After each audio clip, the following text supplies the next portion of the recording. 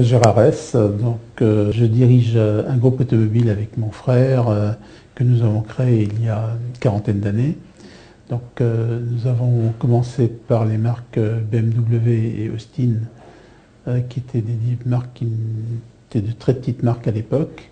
Et donc notre groupe a évolué. Nous avons rajouté quasiment tous les ans une affaire dans notre région. Nous essayons aujourd'hui de rester dans les marques que nous distribuons, qui sont principalement le groupe Fiat, le groupe General Motors Opel, le groupe Toyota avec Lexus, les marques Chrysler, Jeep, Smart du groupe Daimler Chrysler, les marques Nissan, Suzuki pour les japonaises, Hyundai et Kia pour les coréennes.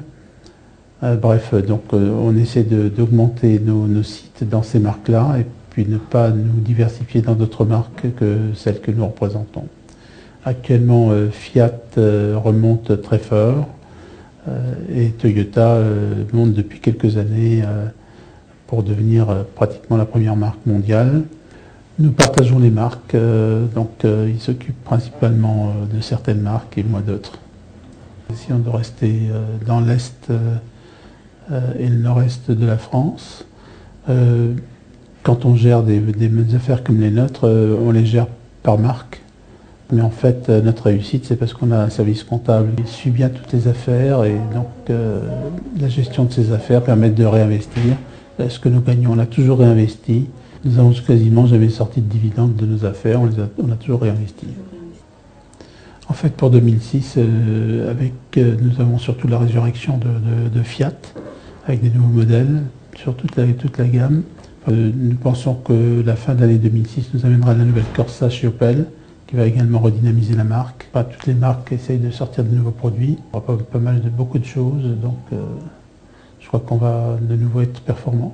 Les actions commerciales, il y en a constamment, malheureusement de plus en plus. Les prix des voitures neuves augmentent, ce qui laisse plus de marge pour faire des remises aux clients que fait le constructeur. En fait, c'est le constructeur qui fait la politique commerciale d'une marque et non pas le concessionnaire.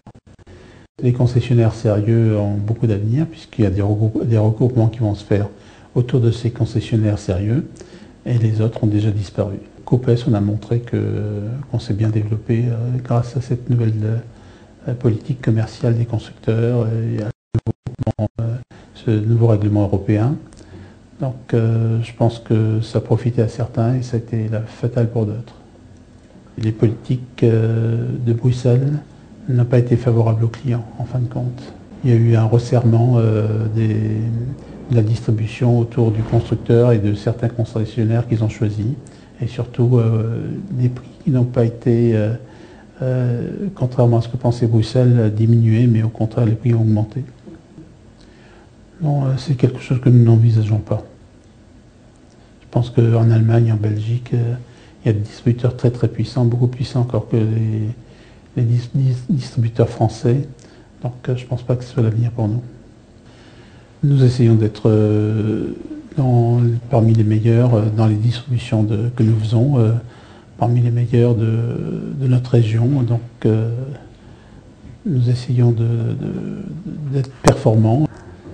Et nous avons un site voiture d'occasion qui s'appelle voituredoccasion.com. Nous sommes parmi les tout premiers groupes au niveau national.